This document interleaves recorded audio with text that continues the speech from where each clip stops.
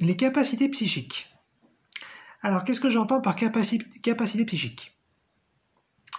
On a tous, je pense, une idée de ce que ça veut dire, mais plutôt que de donner une définition de ce que c'est, je vais plutôt dire ce que moi j'entends.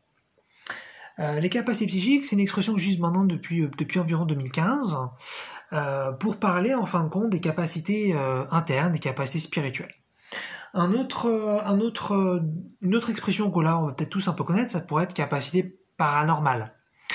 Mais il faut faire quand même attention à cette expression-là, parce que je pense qu'on sait pas tous ce que veut dire paranormal, et en fait, d'un point de vue étymologique, paranormal, ça voudrait dire parallèle à la normalité, et donc en fait, c'est simplement que, comme c'est pas quelque chose qui a été encore suffisamment officialisé pour être intégré à la norme, et ben on dit simplement que c'est un petit peu parallèle à la norme, c'est en attente. Et donc c'est en ça qu'il faut dire paranormal, et pas au sens bizarre, tordu, extérieur, voilà, non, juste pas encore dans la norme et en cela paranormal. Et ça pourrait être sinon une autre expression aussi qui est utilisée à tort, c'est capacité surnaturelle. Ça pareil, c'est une expression qui est a priori mal comprise, parce que surnaturel, ça voudrait dire au-dessus de la nature. Or, par définition, les capacités spirituelles, les capacités internes font partie de la nature même. Mais simplement que c'est pas une direction sociétale qui a été choisie encore dans notre monde. Là, je crois, toute société confondue. Et donc, on voit ça encore comme quelque chose de très très très marginal, et donc pas si normal ou pas si naturel que ça. Alors que c'est tout à fait finalement naturel, puisque ça fait partie de nous. C'est juste qu'on le développe pas forcément. Donc voilà, donc moi j'emploie l'expression capacité psychique, puisqu'en général ça vient du psychisme, mais en fait, psychisme ça pourrait être aussi confondu avec cerveau, alors que ça vient du système énergétique, du système émotionnel. Donc voilà, utilisez après l'expression qui vous plaît le mieux. Moi j'utilise capacité psychique, mais maintenant je pense que c'est assez clair, j'ai été assez clair sur ce que ça voulait dire. Je fais une distinction entre capacité psychique et puis technologie spirituelle, parce qu'une technologie spirituelle, c'est quelque chose que je considère qui serait accessible à tous, qui serait utile, pertinent, intuitif, vraiment qui aurait une vraie valeur pour notre société, alors qu'une capacité psychique, ça pourrait être donc tout à fait une technologie spirituelle, mais pas forcément. Ça pourrait être, je vais donner des exemples après, mais ça pourrait être quelque chose donc finalement de pas si utile que ça, de pas si répétable que ça, de pas si mesurable que ça, de pas si significatif que ça, de pas si accessible à tous que ça. Voilà, une capacité psychique, c'est encore plus vague, encore plus général finalement qu'une technologie spirituelle. Et donc, en fait, moi, je me suis intéressé à ça depuis plusieurs années. Si c'est 2015 et que là, on est en 2021, donc environ 6 ans. Parce que, voilà, donc comme je l'ai déjà dit plusieurs fois, je trouve qu'on est dans une société c'est super la science, mais on est trop branché science, on n'est pas assez ouvert à autre chose, ne serait-ce que ça se retrouve aussi dans la médecine, où il existe plein de médecines alternatives et plein de choses, mais finalement, on est encore peut-être dans une société, la française, où c'est la médecine traditionnelle qui passe avant le reste. Pourquoi pas, hein, c'est tout à fait légitime comme approche de société, mais moi je trouve ça peut-être un petit peu rigide, un petit peu dommage, et il faut peut-être s'ouvrir à d'autres possibilités, à d'autres choses qui viendraient donc en complémentarité. Et d'ailleurs, il y a quelque chose qu'on entend parfois dire les gens, c'est « je crois dans la science ». Ce qui veut bien dire qu'on en arrive même à un stade où on sort de la raison, on attribue juste totalement notre confiance, voire notre croyance, une sorte peut-être de religion un peu bizarre, de spiritualité bizarre qui serait collée à la science, où voilà, on ne pense que par la science et que par autrement. Et encore une fois, moi j'ai pas de mal avec ça, juste que c'est dommage de s'arrêter à ça et de pas aller chercher ailleurs. C'est justement, bien sûr, mon point de vue. Alors, je vais donc donner des exemples de capacités psychiques, de savoir un petit peu ce que ça veut dire et de ce que moi j'entends par là. Donc moi, encore une fois, c'est pour moi un grand sac. Les capacités psychiques, c'est un grand panier dans lequel moi personnellement, je mets plein de choses dedans différentes. Donc je vais donner de différents types, différents niveaux aussi, différentes puissances de capacités psychiques. Voilà.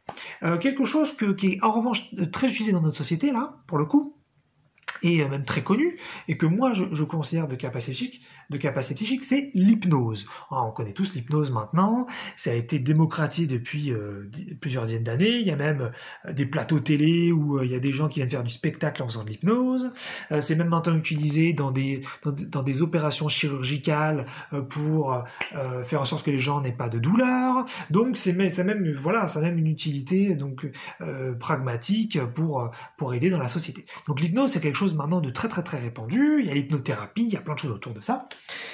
Et je tiens à dire un truc très intéressant, il me semble qu'aujourd'hui, la science n'est absolument pas capable d'expliquer comment fonctionne l'hypnose. On s'en sert parce que c'est utile et on a bien raison, mais on ne sait pas l'expliquer. Donc les capacités psychiques, ça veut dire quoi? Ça veut dire qu'on peut tout à fait finalement se servir de phénomènes qui seraient un petit peu miraculeux, de phénomènes un petit peu grandioses, puissants, internes, spirituels, et qu'on n'a pas forcément besoin d'expliquer. À partir du moment où on se rend compte simplement que c'est sécure, qu'il n'y a pas de danger, et que il y a des résultats positifs avec ça, pourquoi s'en priver? Et c'est un petit peu ça avec l'hypnose. Bien qu'on puisse, si on fait pas gaffe, on peut faire des conneries avec l'hypnose. Mais en général, voilà, si vous faites une formation à ça, on vous explique tout ce qu'il faut éviter, et puis c'est bon, voilà, c'est comme tout, hein, une fois qu'on connaît un petit peu le domaine, on sait un petit peu comment le gérer. Dans la même lignée que l'hypnose, mais là c'est moins connu et c'est un peu peut-être moins bien vu, c'est le magnétisme. Alors peut-être il y en a pas mal qui ont entendu parler de magnétiseurs, mais voilà, c'est peut-être un petit peu un truc encore un petit peu ésotérique, un petit peu à distance. Il y en a qui disent ouais, moi j'y crois pas. Bon. Voilà. Mais le magnétisme, voilà, c'est quelque chose d'assez soft. Comme l'hypnose, c'est très soft finalement dans les capacités psychiques. C'est un peu pour moi ce qui serait la base. C'est de là que tout part. Et donc le magnétisme, c'est quoi en général? C'est ce qu'on peut aussi appeler l'aura. Donc comme on a un système énergique, on a des chakras, ça vibre une certaine énergie. Et donc on a constamment autour de nous une énergie tout autour de notre corps. Et on a même d'ailleurs, si on s'intéresse un petit peu à l'aura, on s'intéresse au chakra, on a même des couches énergétiques, ce qui fait qu'en fait on a même plusieurs auras collées, qui fait donc des couches de densité comme ça. Et puis après ça fait même une aura globale. Comme ça, quand on parle de l'aura, on parle pas forcément d'une couche spécifique de l'aura, mais de l'aura, de toutes les couches en fait de l'aura en même temps. Et ce magnétisme, ça peut être vérifié. Moi, j'ai déjà vérifié personnellement. On peut faire des exercices par rapport à ça. Et en fait, il y a pas mal d'exercices aussi qui sont liés à l'hypnose. C'est pour ça que parfois, vous pouvez voir des exercices de spectacle où on vous demande de faire des trucs avec vos mains comme ça. Il y a des petits trucs où on essaie de rapprocher les doigts. Intéressez-vous à ça. Tapez hypnose télé. Vous allez voir, vous allez trouver plein de trucs. Et en fait, on fait jouer le magnétisme. Donc voilà. Donc le magnétisme, c'est quelque chose de très très très réel. Qu'on peut donc vérifier soi-même, et donc on peut arriver à un certain stade où ensuite nos membres bougent tout seuls et viennent simplement suivre une certaine énergie du corps, et c'est assez marrant de le vérifier, hein. Moi je l'avais fait la première fois, j'étais assez scotché, c'était assez dingue, puisque comme c'est pas quelque chose qu'on met en avant dans la société, quand on vérifie qu'on a du magnétisme, quand on vérifie qu'on a une aura, ça peut être assez fou comme quand on débute dans les capacités psychiques. Maintenant, je trouve ça ultra basique et ça me fait ni chaud ni froid, mais au début, c'était assez fou. Et puis alors donc voilà, faut peut-être pas donc trop confondre ça avec ce qu'on appelle les magnétiseurs, parce qu'en fait les magnétiseurs ils vont dire ah oui c'est les gens qui ont du magnétisme dans les mains. On a tous du magnétisme dans les mains, on a tous du magnétisme autour de nous qui sort de notre corps, tous.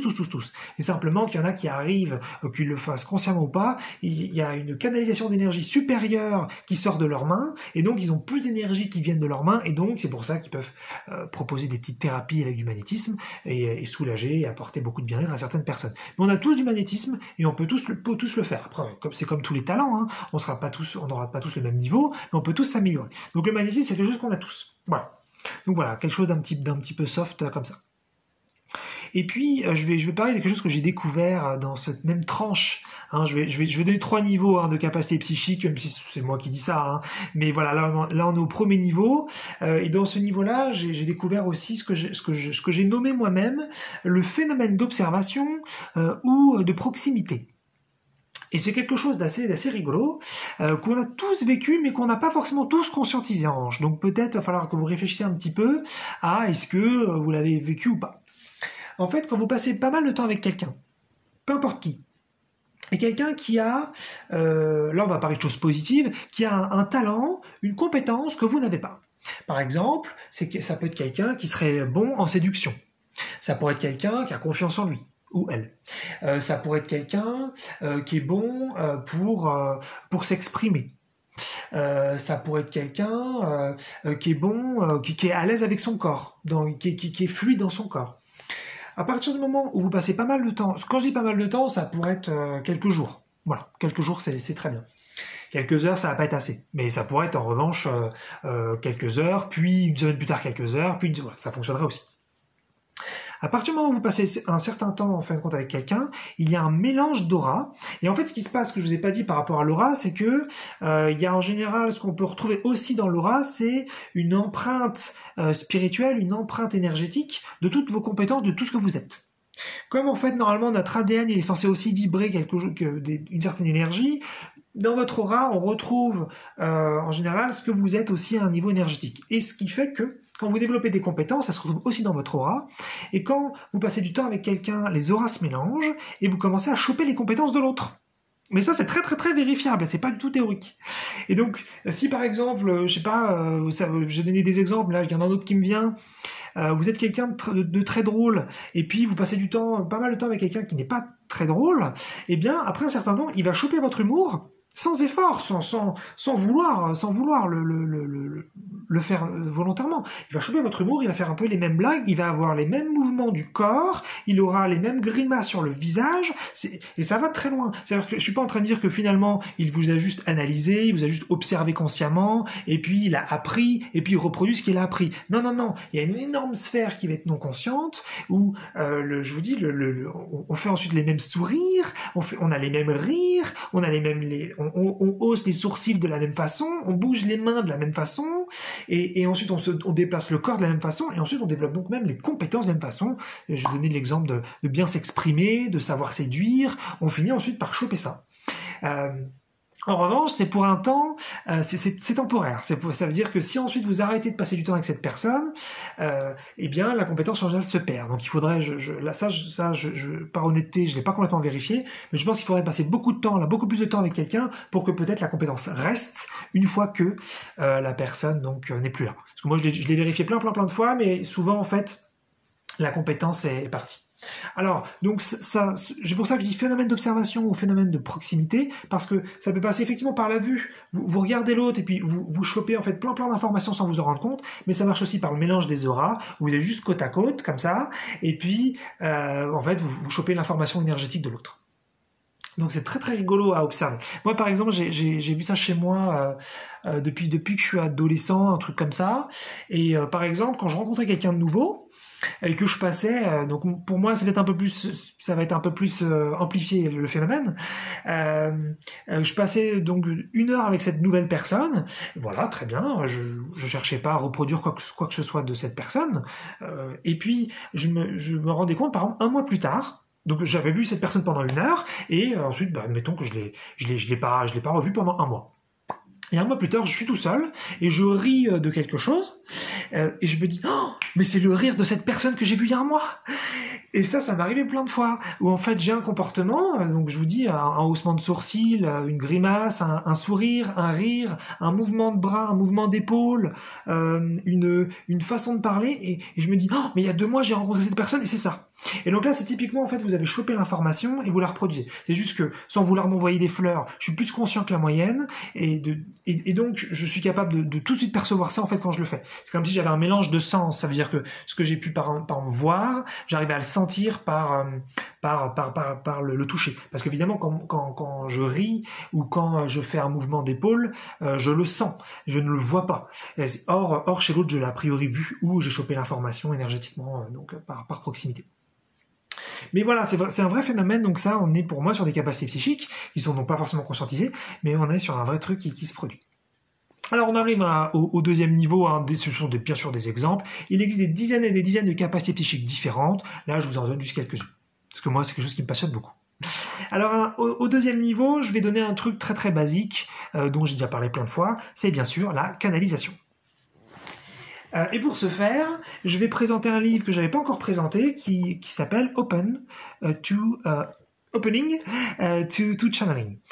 Il existe tout à fait en français celui-là, et en français ça va s'appeler s'ouvrir au channeling, je crois. D'ailleurs, ouais, c'est ça, c'est s'ouvrir au channeling et non pas s'ouvrir à la canalisation. Et l'auteur, donc j'ai oublié, Saneha Roman et Duane Packer, donc je vous le mets plus près, Saneha Roman et puis Duane Packer. Donc ce livre-là, il date des années 80, mais il est top. Il est vraiment pour moi intemporel. Vous le lisez maintenant, vous avez l'impression qu'il a été écrit il y a 2 ans. Et ça va être vraiment, quand vous voulez débuter en canalisation, et ça va vous donner des exercices, toutes les étapes.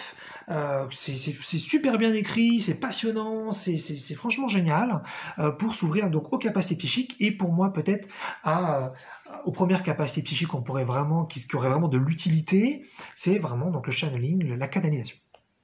Alors moi, je vais être honnête, hein, aujourd'hui, je ne sais pas canaliser un guide, je ne sais pas canaliser une âme, mais depuis, je l'ai lu 2 fois sur peut-être 1 an ou 2, et depuis, j'ai clairement développé une canalisation plus dans mon cas kinesthésique, et il est clair que je suis capable par moment, mon corps se met à bouger tout seul quand je vais en méditation, et je sens clairement une énergie qui est là avec moi et qui fait bouger mon corps. Il y a aussi parfois, je sens qu'il y a des sons, il y a des chants qui viennent en méditation, et là c'est clairement une énergie aussi qui me traverse. Il m'est arrivé aussi parfois de faire des exercices où j'étais dans une sorte de méditation et je voyais ma main qui se mettait à bouger toute seule et qui faisait des mouvements précis. Et là on est clairement donc sur une canalisation kinesthésique. Elle faisait elle faisait ça, elle faisait une forme de 8. Comme ça, et puis ensuite même elle faisait des chiffres, elle faisait des lettres. Donc j'ai essayé de voir si je pouvais choper des mots, si je pouvais choper de l'information précise. J'ai pas trop réussi, mais il y a eu, voilà, j'en suis à un stade où je suis clairement donc en commencement de canalisation, puisque j'ai de la vraie information maintenant qui arrive. Donc moi, c'est pas de l'information verbale, c'est pas de l'information qui viendrait par la pensée, ni de la pensée qui viendrait par image ou par émotion. Et moi, je suis donc sur de la canalisation, en tout cas pour l'instant kinesthésique, où voilà, mon corps bouge et essaye de me transmettre quelque chose. Mais bon, on est tous pas pareils et vous allez canaliser à votre façon à vous. Et donc ce livre, vraiment, je vous le conseille. Ça va vraiment vous ouvrir à ça. Moi, la première fois que je l'ai lu, je trouvais ça génial, mais finalement, il s'est rien passé après. Et c'est après l'avoir lu une deuxième fois que des choses se sont ouvertes. Mais pour vous, ça pourrait être carrément la première fois. C'est peut-être moi qui suis un petit peu fermé à ça, ou je sais pas. Il peut y avoir des blocages internes que je connais pas. En tous les cas, voilà, vraiment je vous le conseille, il est super. Et puis voilà, si vous trouvez ça un peu dingue, les capacités psychiques, si vous trouvez ça peut-être un peu fou, un peu incroyable, puisque on est dans une société qui met pas ça en avant, ce que je trouve personnellement super triste, alors que c'est vraiment notre patrimoine spirituel, quoi. C'est vraiment ce que nous sommes, hein, tout ça. Eh bien, ça va vous ouvrir à ça, ça va vous en mettre un peu plein la vue, et ça vous donnera des exercices, mais sans vous obliger à quoi que ce soit. Donc voilà, je vous le conseille vraiment.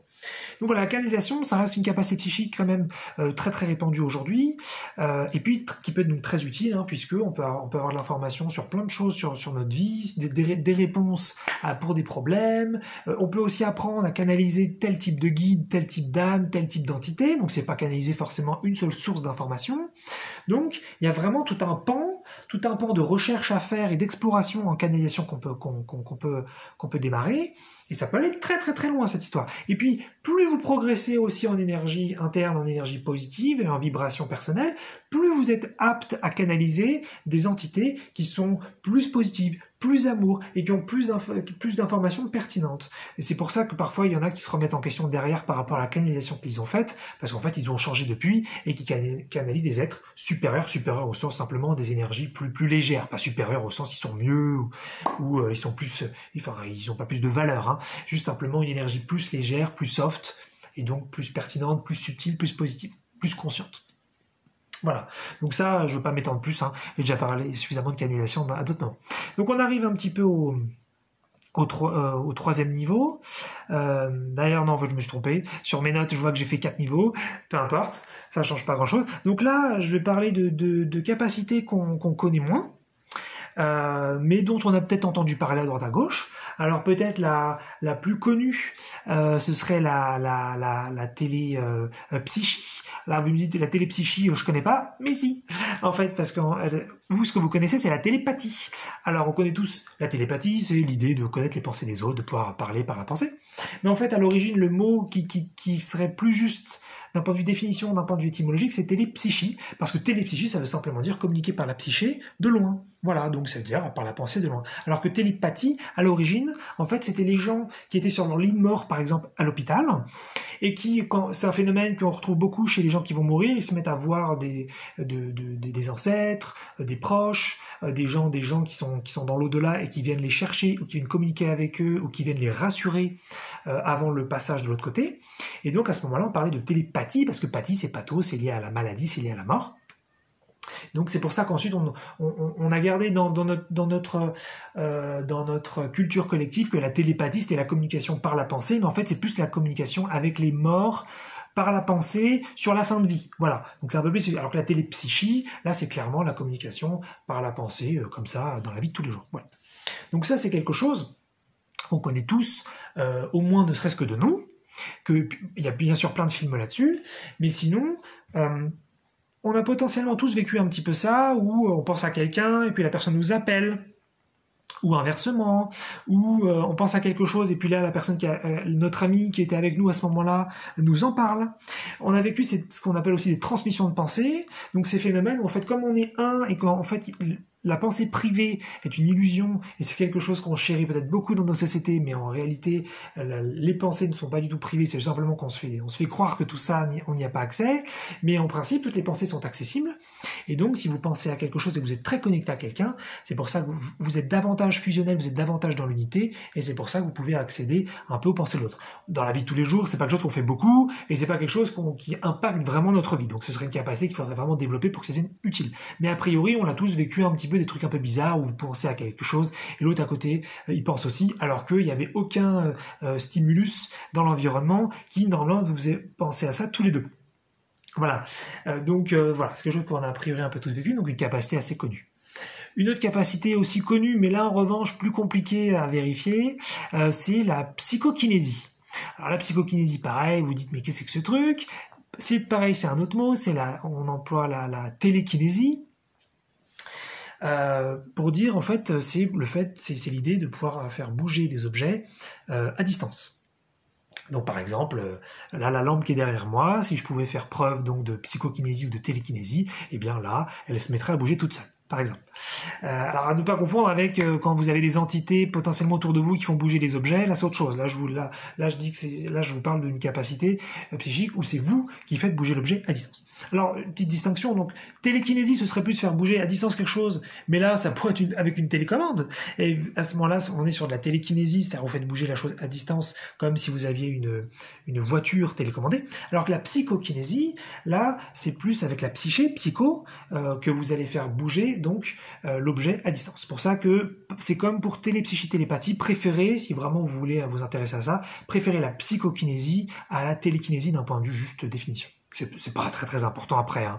Mais voilà, quand on s'intéresse à ça, c'est peut-être intéressant quand on fait des recherches d'avoir les bons mots, c'est tout.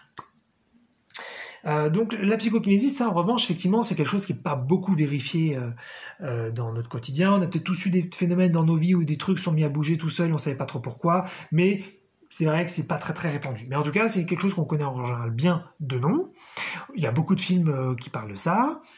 Et puis il y a quelques références aussi dans le monde par rapport à ça. Nous, en France, on a une référence. C'était, je crois, dans les années peut-être 90 ou de les années 2000, je sais plus trop.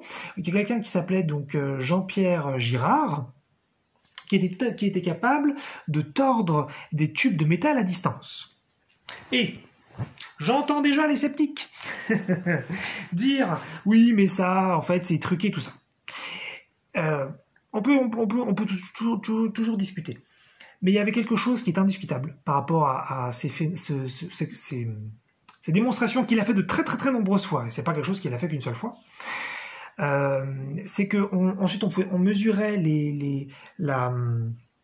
les atomes de la barre de métal qui avait été tordue, et on se rendait compte de quelque chose d'assez dingue, c'est que normalement si vous prenez une barre de métal et que vous la tordez, eh bien en fait on va voir que les atomes ils ont été cassés, ou ils ont été tordus, ils ont été on a forcé finalement la matière à se tordre. Bon, ce qui semble logique quand je vous le dis. Alors que ce monsieur Jean-Pierre Girard, lorsque il faisait donc sa psychokinésie et qu'il tordait un tube de métal à distance, et ensuite on vérifiait si ça comment se passait donc la structure atomique, eh bien on se rendait compte qu'en fait ça n'avait pas du tout été tordu, ça n'avait pas du tout été cassé, abîmé, forcé, c'était comme si ça avait été un fluide qui avait simplement changé de position, et comme si ça avait été sa position originelle, donc la position depuis le début. Donc ça c'est assez intéressant, cherchez là-dessus si ça vous plaît, si ça vous stimule un petit peu.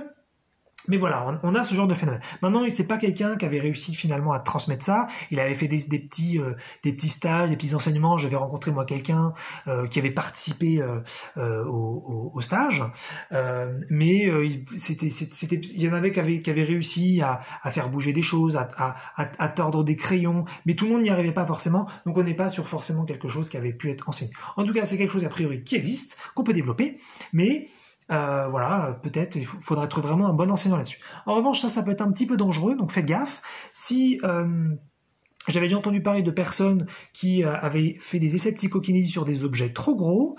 Je connais pas les lois exactes, je suis pas un expert là-dessus, même si ça me passionne, j'ai pas assez d'informations là-dessus, mais ce que je sais, c'est qu'il doit y avoir un lien énergétique entre l'objet que vous essayez de déplacer, ou de tordre, ou peu importe, et vous-même, et donc c'est comme un muscle. Si vous faites quelque chose si vous prenez un objet qui est trop gros par rapport à votre capacité, vous avez un danger. Et j'avais entendu parler donc de quelqu'un qui avait fait une rupture d'anévrisme en essayant d'avoir un effet sur un objet qui était beaucoup trop gros par rapport à ses capacités. Donc, faites pas n'importe quoi avec ça, renseignez-vous bien, et puis voilà, c'est comme un muscle, faut le développer avec le temps. Voilà. Une autre capacité, là en revanche, qui est plus, peut-être pas connue, mais en tout cas plus utilisée dans le monde, c'est the remote viewing. Alors, c'est donc si la prononciation à la française, ça va être remote viewing, et en fait, en français, ce serait vision à distance, vision à distance.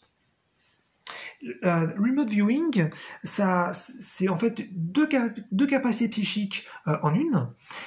C'est la capacité de voir à distance, donc par exemple derrière un mur, donc c'est-à-dire c'est pas, là je vous parle pas d'une capacité psychique genre rayon X où vous voyez à travers les choses, je vous parle pas de ça, je vous parle de voir ce qu'il se passe dans un lieu géographique ailleurs. Par exemple, là je suis en France quand je fais cette vidéo, eh bien voir un lieu précis en Espagne, par exemple, voilà. Là, on n'est pas sur des rayons, c'est plus je ferme les yeux ou je me mets dans un état psychique, dans un état méditatif spécifique et je suis capable de voir ce qui se passe par exemple sur une place, dans un parc en Espagne. Voilà. Donc ça, c'est the remote viewing. Et puis, il y a un autre remote viewing, là, on est sur la vision dans le temps, c'est voir ce qui se passe dans le futur. Et en fait, pourquoi on les met un peu ensemble parfois? Parce qu'on se rend compte quand on étudie un petit peu le quantisme que l'espace et le temps, c'est un petit peu la même chose, et que finalement, voir les choses à distance dans l'espace, c'est un petit peu la même chose que voir les choses à distance dans le temps. Voilà. Maintenant, c'est quelque chose en revanche qui est peut-être moins connu, mais qui a déjà été vérifié beaucoup de fois. Je vais donner des petits exemples. Il y a même eu une conférence TED là-dessus, donc c'est quelque chose quand même qui commence à être assez peut-être officialisé. Voilà, peut-être pas, c'est pas utilisé, peut-être c'est encore moqué, c'est peut-être encore un peu ridiculisé, mais voilà, c'est assez utilisé. Il y a par exemple, c'est assez connu maintenant que ça fait plusieurs dizaines d'années, voire même plus, hein, franchement. Là, je pense que quand je dis dizaines d'années, je suis gentil. Que c'est utilisé par exemple, dans la criminologie, quand on cherche à trouver un criminel et que on cherche à savoir où il est, eh bien on utilise parfois on cherche à savoir ce qui s'est passé ou qu'est-ce qui se passe dans un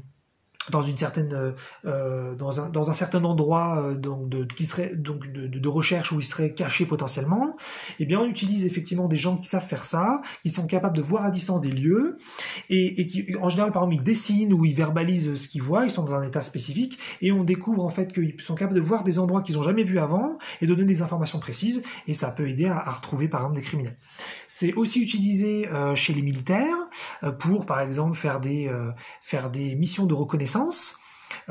Si vous voulez découvrir vous voulez faire un peu d'espionnage, eh bien par exemple c'est quelque chose qui va être utilisé chez les militaires. Voilà, ça c'est relativement connu. D'autres expériences qui ont été faites par rapport cette fois-ci plus à la temporalité et donc au futur, eh bien on a fait des expériences sur la bourse. Donc la bourse, c'est une énergie qui est difficilement prévisible, mais en utilisant the remote viewing, vous pouvez évaluer donc dans une distance temporelle, dans un futur proche, comment va évoluer la bourse. Et il y a des expériences qui ont été faites là-dessus où on arrivait très bien à gagner beaucoup d'argent en évaluant donc exactement comment un cours de bourse allait évoluer. Encore une fois, c'est quelque chose qu'il va falloir développer, il faut s'y intéresser, il faut prendre ça au sérieux, même si faut pas hésiter à beaucoup s'amuser aussi avec. Mais voilà, c'est comme tout, hein, c'est un talent, ça se développe. Voilà, il faut se renseigner un petit peu dessus. Mais le remote viewing, vous pouvez taper ça sur Google, vous allez trouver des quantités de références dessus. Franchement, c'est peut-être une des choses les plus documentées aujourd'hui en capacité psychique. Voilà. Donc, si vous voulez un petit peu vous ouvrir à ça, allez-y. Je passe à mon dernier petit niveau dans mon échelle complètement subjective. D'ailleurs, je réalise maintenant qu'il y en a 5, donc vous voyez, ça s'arrête jamais. On a bientôt fini. Donc là, mon 4e niveau. Là, je vais parler de magie. Tout simplement. Alors moi j'aime beaucoup ce mot, magie. Dans notre société on l'a un petit peu tristement dévoyé, c'est que même s'il y a des gens qui sont excellents, qui sont très talentueux, qui sont capables de faire des spectacles d'illusions super bien foutus et super divertissants, ils emploient, je trouve, à tort, le mot magie, le mot magicien. Or, justement pour moi la magie c'est pas ça du tout. La magie c'est de faire des rituels, c'est ça peut être aussi parfois de l'alchimie, c'est d'utiliser des ingrédients, c'est d'utiliser des recettes, c'est d'utiliser des mots, c'est d'utiliser parfois des entités aussi qui viennent nous aider, c'est d'utiliser une force interne qui vient manifester quelque chose dans le monde, qui fait apparaître des objets, qui en transforme certains en autres, qui tout simplement nous fait un coup de main par rapport à un objectif qu'on a. Et pour moi, c'est ça la magie. Certes, c'est quelque chose qu'on a complètement perdu d'un point de vue officiel, et ce qui fait que maintenant, quand vous parlez de magie, tout le monde pense que vous parlez d'illusion. Moi, j'ai trouvé une école de magie dans le 92, donc finalement quelque chose d'assez accessible, hein, pas du tout un truc caché où il faut connaître. Finalement, j'ai trouvé ça sur Internet comme ça, et donc c'est une école de magie, une école de mystère, mais c'est pas une école de magie, d'illusion et de spectacle. Hein, c'est une école où on nous apprend à développer des choses en interne, à apprendre plein de trucs sur plein de sujets différents. C'est assez passionnant. Ça s'appelait l'école de mystère international, EMI. Donc si vous voulez regarder ça, intéressez-vous, hein, pourquoi pas. Et puis sinon vous avez aussi une école de mystère en Belgique, je sais plus, mais de toute façon il n'y en a pas une tonne. Donc tapez ça, école de mystère ou école de magie Belgique, et vous allez trouver. En plus c'est une école, pour la Belgique, c'est une école en plus à distance, donc c'est super pratique si vous pouvez pas vous déplacer. Donc voilà, la magie pour moi c'est un truc super beau, et c'est dommage qu'on ait perdu un peu ce truc, ou alors que la magie, la vraie, c'est seulement dans les contes, c'est seulement dans la fiction. Voilà, non, la magie c'est quelque chose de tout à fait réel qu'on a juste perdu, et que surtout depuis peut-être aussi depuis le début du XXe siècle, qu'on a vraiment critiqué. Bon, heureusement, on brûle plus les gens qui s'intéressent à ça, qui en parlent, mais c'est quand même dommage d'avoir mis ça de côté sous prétexte que on n'a pas assez d'infos dessus, et que il faudra faire plus de recherches, plus d'exploration. Dans cette lignée-là, dans cette sorte de magie, dans cette idée aussi d'être en lien peut-être avec nous-mêmes, avec les éléments, il y a aussi les modifications de météo. Si on s'intéresse un petit peu à tout ça, on va se rendre compte que normalement, sur Terre, il y a une corrélation relativement directe entre les émotions de tous les humains et la météo. Alors je peux pas vous le prouver, hein, donc faites vos recherches vous-même, et puis sinon faites-vous votre avis. Mais ça c'est quelque chose qui a priori vous allez retrouver dans pas mal de documentaires de lecture. C'est que d'ailleurs c'est toujours intéressant de se demander pourquoi là en météorologie on n'arrive jamais à faire des précisions nickel, et même parfois on est sûr qu'il va faire beau le lendemain ou qu'il va pleuvoir, et parfois c'est l'inverse. Je suis pas en train de vous dire que c'est la preuve que ce que je dis est vrai, mais c'est une information à prendre en compte. Donc a priori, les émotions des humains génèrent la météo, ou en tout cas participent à générer la météo. Et il existe donc des gens qui sont capables dans un état méditatif de faire pleuvoir, d'apporter du soleil et de changer la météo. Ça, c'est déjà un peu plus connu, même si on n'y croit peut-être pas trop en Occident, mais que par exemple les Amérindiens Ils étaient capables de faire des cérémonies pour amener la pluie parce qu'ils en avaient besoin. Voilà, ça c'est des choses qu'on connaît un peu. Mais effectivement, normalement, c'est quelque chose qu'on peut tout à fait développer. Pareil, il faut bien connaître, il faut le bon enseignant, hein, c'est comme tout. Voilà, impacter la météo ou créer un microclimat. Hein, ça pourrait être, il y a des gens qui sont capables de faire ça, d'apporter juste juste une petite météo sur votre zone. Hein, c'est pas forcément vous changez la météo des autres, parce qu'après il y a une sorte de libre arbitre, il faut respecter les vibrations de chacun. Mais voilà, il y a une corrélation a priori entre météo et émotion. Et puis donc, dans la même lignée, donc une création d'éléments, c'est-à-dire il y a des gens qui sont capables donc de créer donc des éléments. Moi je trouve ça franchement génial. Donc par exemple créer des étincelles, créer du feu. Alors attention, hein, c'est pas, voilà, je vous dis pas qu'ils sont capables en claquant des doigts forcément de faire des flammes de ouf, mais il y en a qui peuvent donc créer des étincelles, donc de faire prendre feu. Par exemple une feuille de papier, des brindilles, quelque chose. Donc puisque de toute façon on a de l'électricité en interne, ça c'est pas nouveau, ça on le sait, et donc c'est accéder aussi à cette énergie-là et être capable de la faire sortir par son corps directement. Voilà, donc la création d'éléments, ça c'est aussi un truc qui m'intéresse depuis pas mal de temps. Comment créer donc du feu, ça pourrait être créer de l'eau, hein, pourquoi pas, enfin pas bien sûr par la transpiration, mais plus créer là quelque chose directement. Donc c'est pour ça pour moi la magie, la création d'éléments, tout ça, pour moi c'est des super belles idées, des très beaux sujets d'exploration, très très magiques, qui réveillent aussi notre enfant intérieur. On fait oh là là, mais c'est super, on pourrait faire plein de choses et tout. Donc c'est vraiment quelque chose à prendre avec beaucoup de douceur, et avec beaucoup de, je trouve, de gentillesse. C'est pour ça que voilà, on peut ne pas y croire, mais pas besoin de tomber dans la haine, dans le scepticisme, dans le scepticisme rigide, je veux dire, ou dans le ridicule. Voilà, c'est des choses qui existent, qui ont pas été juste pris comme centre d'intérêt principal par la société, et donc il y a seulement quelques peut-être dizaines de personnes sur Terre qui sont capables de faire ce genre de choses, mais voilà, c'est des vrais phénomènes, et si on pouvait s'y intéresser en tant que société, on arriverait sans doute à des choses merveilleuses. En plus donc de la science et des technologies classiques. Et puis donc mon 5e niveau, donc voilà, je vous ai un peu mitonné, je vous ai dit 3, puis 4, maintenant c'est 5. Et puis le 5e niveau, ça c'est facile, j'en ai déjà parlé, donc ça va être assez court. C'est tout simplement la création consciente de réalité. Donc là, c'est pour moi la capacité psychique ultime, hein, c'est que vous êtes capable de décider de ce qui vous arrive, de décider un peu de tout, et puis dans les moindres détails, et de faire de la vraie création comme dans un rêve lucide. Voilà, je veux pas forcément plus loin là-dessus, j'en ai parlé pas mal de fois. Donc voilà, une grande vidéo sur pas mal de niveaux. Il existe, comme je vous ai dit, plein d'autres capacités psychiques que j'ai pas citées. J'ai juste voulu citer quelques capacités psychiques, peut-être que je mettais à un même niveau, mais il en existe plein d'autres à chaque niveau. Beaucoup. Il y en a plein qui sont passionnantes. Il y en a qu'on a réussi, dont la société donc utilise déjà à certains niveaux, comme l'hypnose par exemple, ou the remote viewing par exemple. Et puis vous avez d'autres qui sont beaucoup moins vérifiables, beaucoup plus difficiles à mesurer, mais vous allez toujours trouver à un moment donné des références de gens qui l'utilisaient à un moment donné dans l'histoire. Puis ça a été perdu, et puis après, voilà, on est passé à autre chose. Mais voilà, et donc il y a une vidéo finalement d'exploration, une vidéo pour l'enfant intérieur, pour un petit peu avoir des étincelles dans les yeux, pour se dire que même si la vie classique, elle est super, et que l'extérieur c'est génial, et que tout ce à quoi on a accès déjà dans nos sociétés de base, c'est déjà top, mais il existe aussi un monde intérieur, il existe aussi des capacités merveilleuses qui sont à développer, à explorer, à découvrir, à améliorer, et pour donc avoir une vie voilà, d'autant plus merveilleuse, d'autant plus belle, d'autant plus puissante, d'autant plus créatrice, d'autant plus amour.